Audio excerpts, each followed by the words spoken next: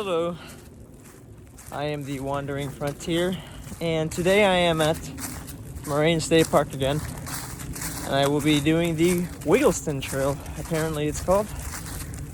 And well, it's just me today, no other people around me. This is going to be a very long trail today. It's going to be about 7 miles, maybe a little bit over 7 miles. Just to clarify, I have done a few long hikes before. I have hiked a 14 mile trail in New Jersey. I have hiked I think it was 8 miles or 9 miles. Actually, no, I think it was 10 miles in total.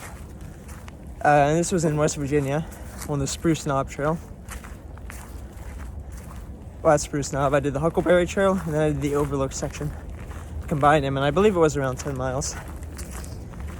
I've done the Pinnacle, which is in Hamburg, PA. That was, I believe, over 10 miles. And I really haven't done many more long hikes than those. And I struggled immensely with those. Like, I was really gassed. And I remember when I did the Huckleberry Trail at Spruce Knob in West Virginia, I had to take multiple stops, maybe like 8 to 10 stops, to just sit down and like gather myself for a few minutes, eat some food, and then I could finally get going again. So I might be physically strong, but my endurance is just not where I want it to be. And that's why I'm out here doing a long hike. Usually when I go hiking, I do something that's around 3 to 4 miles long, sometimes 2 miles. Just to see something pretty and get out in nature, explore a little bit. But today, we are pushing it a little bit and seeing if I can actually still have fun on a long trail and not suffer the entire time. If I can do that, we're going to call this a success. I mean, honestly, if I can complete it while only taking like 2 breaks, I think we'll call that a success.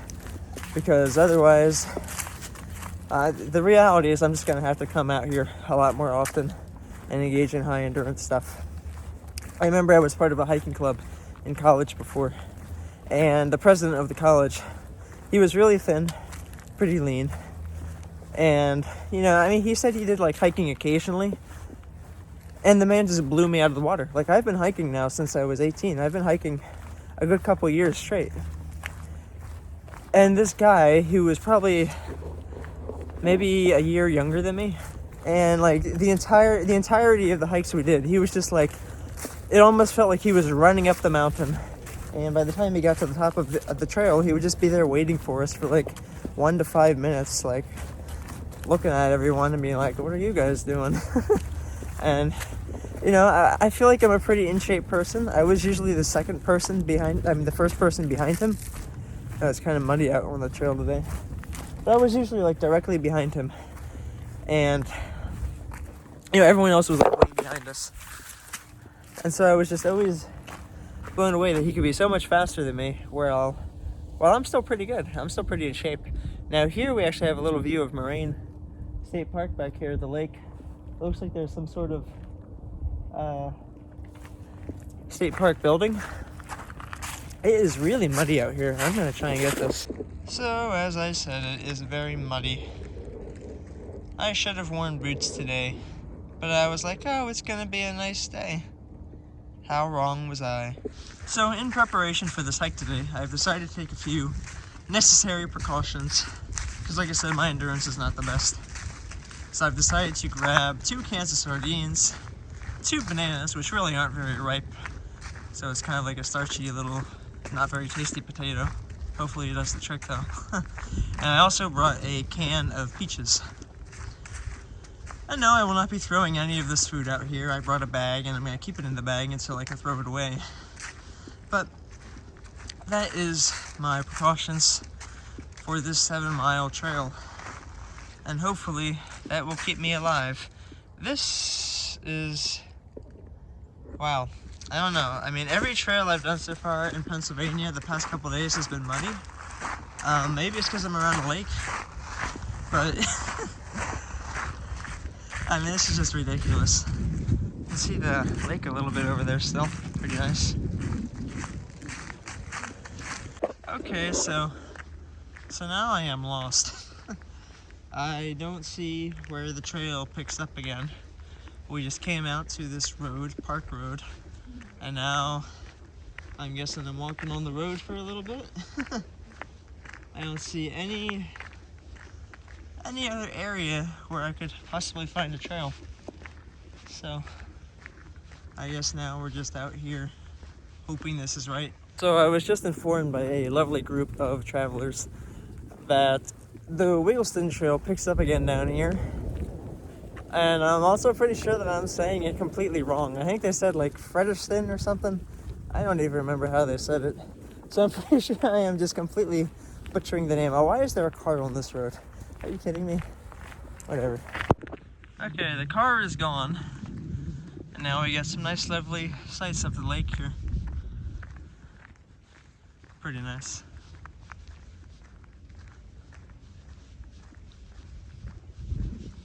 So we are coming up on group area numero 2, Muskrat Cove. And I gotta say, that is just a beautiful name, Muskrat Cove. I don't even know if I've seen a muskrat before. Maybe I have and I just don't know it, but I would love to be able to identify a muskrat. In fact, I wonder if they actually have muskrats over here. I bet they do. Honestly though, I don't think they'll be here this type of year. And I'm also not seeing this Wyggeston Trail. If there is this Wyggeston Trail around here, well, it's probably down a lot further. All trails is one confusing son of a gun. As it turns out, from directly behind me is where I'm supposed to be coming from. And apparently that was still the Wyggeston Trail. So I guess when I was on the road, I could have actually been on the trail, but I did not see another opening. So, well, here we are.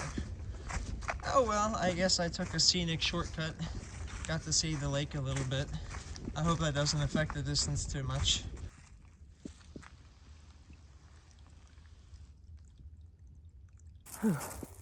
Well, I like to think that I am still going strong out here, but the reality is I'm starting to already feel it. I don't know how far in I already am. I feel like I've probably been talking and rambling now for about a good 30 minutes straight. So I think it takes me about 20 minutes to walk a mile typically, so I'm guessing I'm around 1.5 miles in. At least hopefully. If I'm only a mile in, then I have a long ways to go. Even if I'm 1.5 miles in, I have a very long ways to go. We are just getting started here. I'm gonna have to strip a layer. I will say, out of all the trails I've done recently, this is definitely like the least scenic. There's not a lot of greenery. Everything's just pretty dead. Now I guess the trail itself is nice with the elevation changes, but the scenery around me is pretty plain, pretty dull. So in that case, I need even more mental strength if I am going to persist through this challenge of mine. And I suppose it's kind of ironic, but I know talking when you're hiking or running or any of those types of activities usually actually makes you more tired. And it does, I can feel it, but at the same time, I will say that interacting with the camera, something physical, and being able to talk out loud, actually really energizes me. So at the same time that my energy is being taken away, it's also being given back to me. It's like a give and take right now. It's a give and take relationship. It's not that I hate silence, it's just I don't think in my head, I think out loud. And I guess that's kind of weird. I don't see a lot of people doing this. I don't hear a lot of people talking to themselves, like, ever. Now, I did hear once that that's an American thing and that Europeans have a tendency to talk out loud and talk to themselves. It's like normalized. I don't know if that's true. Maybe some of you Europeans can tell me if that holds any validity or not. But me personally, I love talking out loud. It makes me feel good. It's how I think. I think clearly. There's nothing going on inside my head right now. Everything that's going on inside my head is just coming out.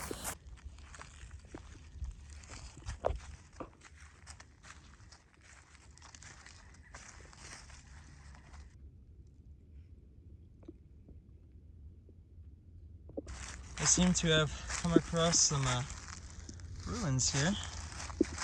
Did not expect this on the trail here today. Really didn't know what to expect coming out here, but always glad to see something like this because I am a sucker for ruins.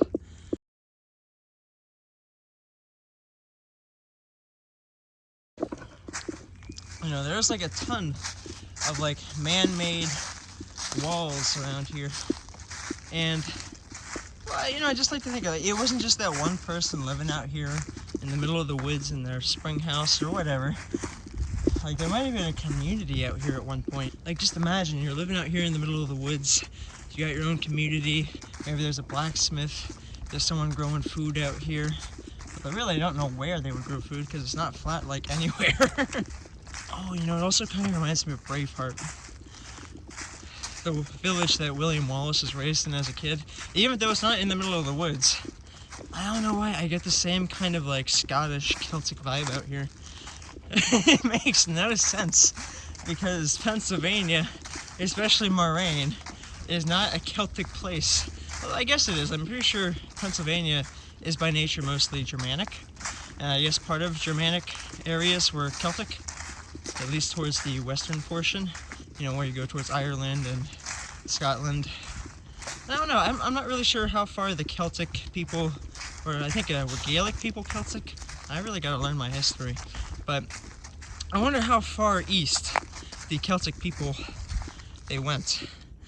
Because I know the Germanic people doesn't just span Germany, obviously. I'm pretty sure it spans south, almost into Italy in some parts. I know it goes north. I think it goes into Denmark almost, across the Netherlands. It has a wide range. Now, I'm pretty sure in Pennsylvania it's not Germanic, but strictly German. I'm pretty sure most of the German people settled around eastern Pennsylvania and into like the central parts around like Lancaster. Well, technically that's still in the east, it's not actually in central PA. State College is in central PA and Lancaster's kind of far from there.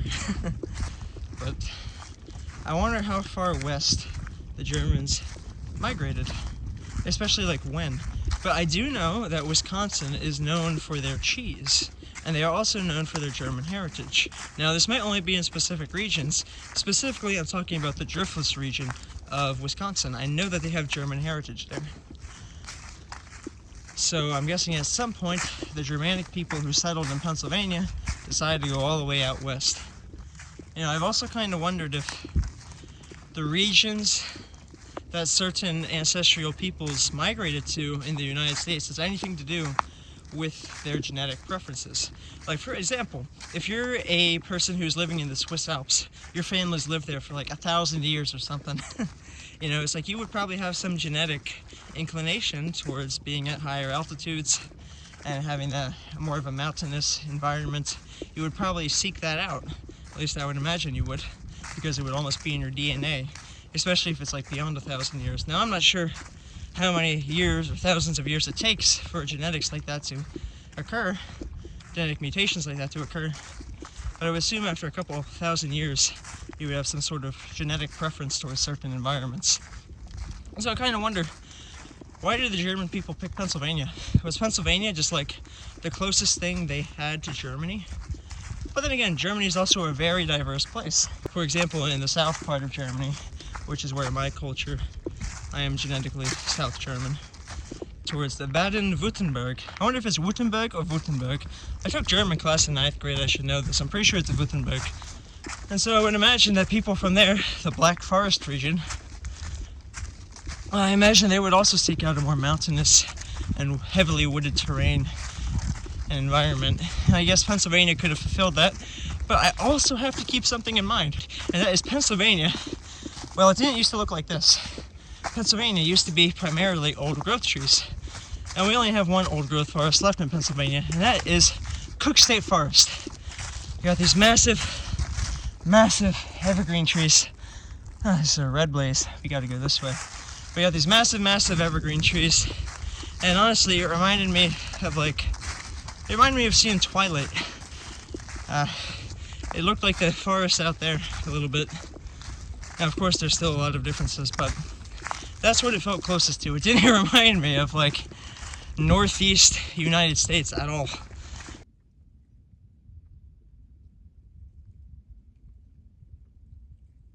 Now, I also want to explain why I think it's so important for humans to be able to have really good hiking endurance.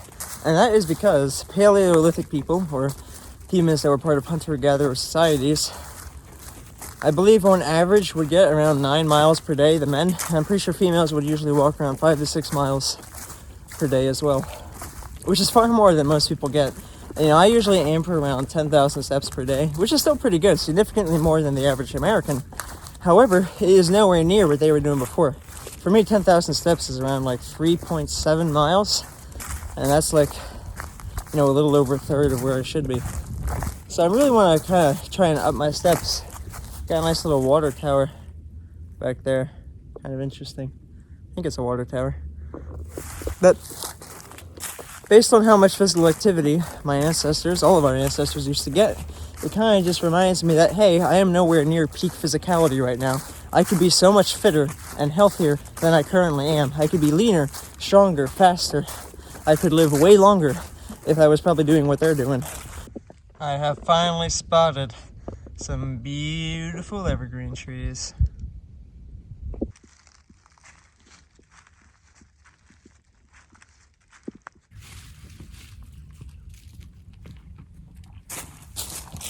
Just as I expected, the parking lot is empty, and somebody left a lovely little trail souvenir here. What a wonderful little surprise.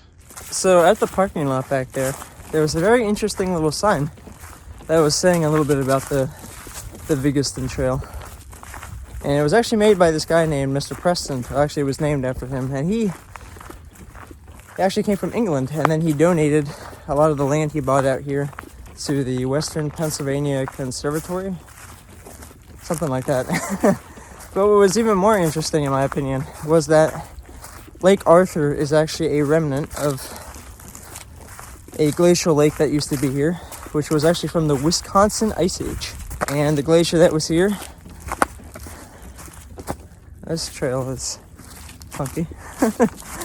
But the Wisconsin Ice Age left a glacier, and Lake Arthur is simply a remnant of that glacier, which explains why earlier, when I was doing the Trout Cove Trail, we were partially on the Glacier Ridge Trail.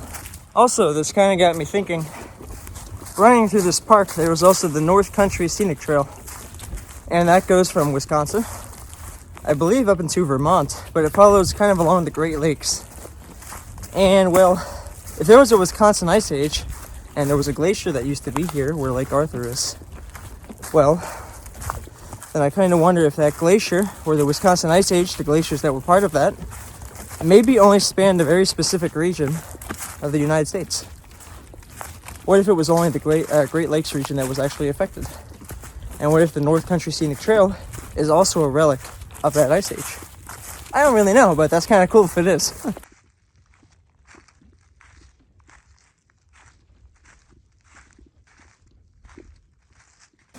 So I am now about halfway finished with this entire trail, and also about halfway done with the little loop towards the end of it.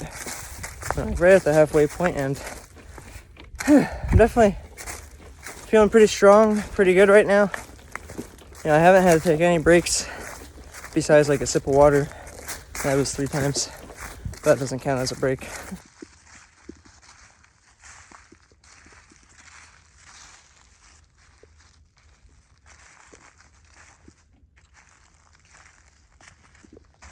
We're on our return journey now, and I was just kind of thinking that I have this stigma about Moraine State Park. And that stigma is that I guess I just think that everything besides the Sunken Garden Trail is like super plain and boring. And you know, not to say I'm wrong, like there's not a lot of color or interesting things on this trail. It has some really nice elevation changes, but for the most part it's pretty plain. And so I just kind of have this idea that everything's bad and like that's the highlight of the trail.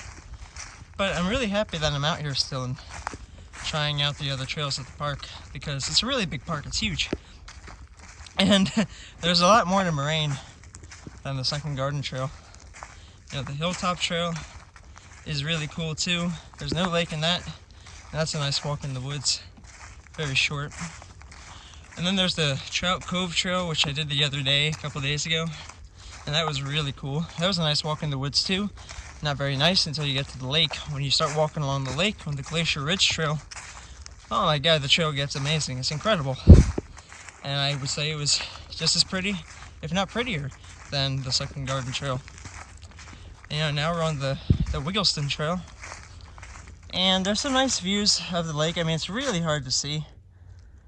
But, there's some blue spots, like right in there and there. And that's all the lake.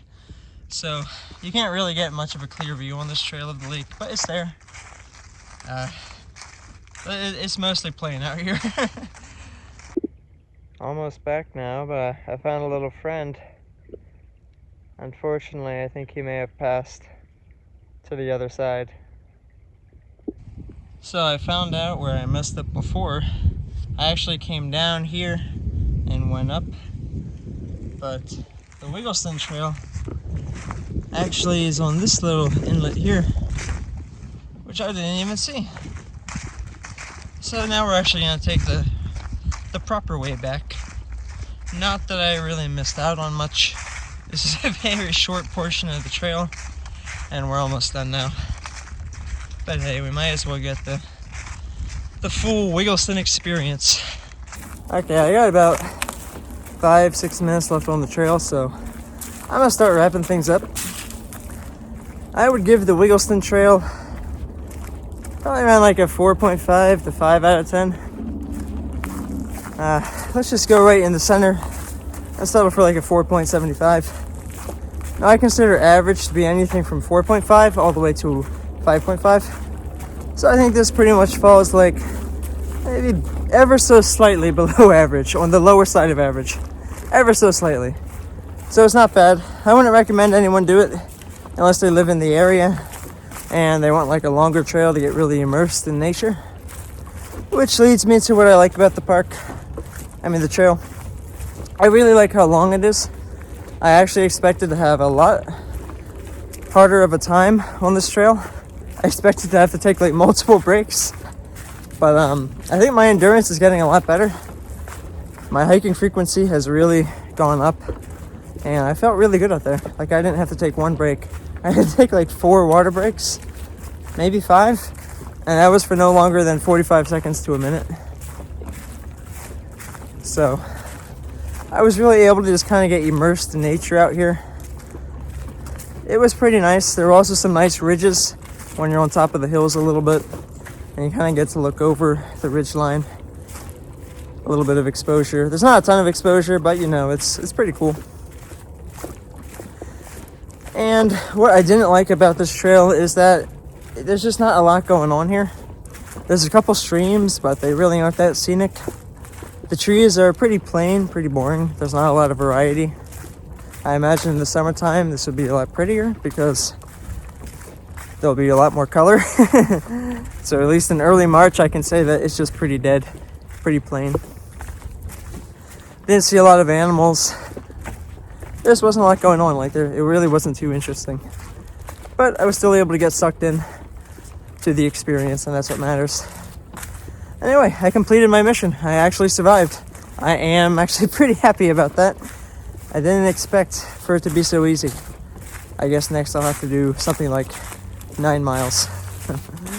Alright, well I'm going to wrap things up here.